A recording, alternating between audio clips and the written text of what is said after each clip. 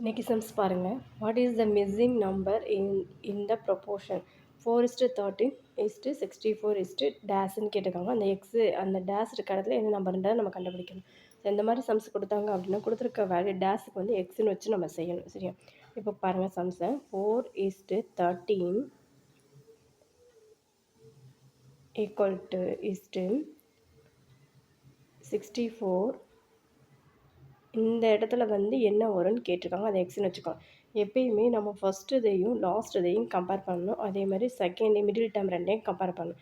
ஃபஸ்ட்டையும் லாஸ்ட்டையும் compare பண்ணால் என்ன கிடைக்கும்? 4xன்னு கிடைக்குமா?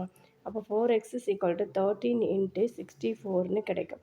ரெண்டையும் மல்டிப்ளை பண்ணால் என்ன கிடைக்கும் நம்மளுக்கு?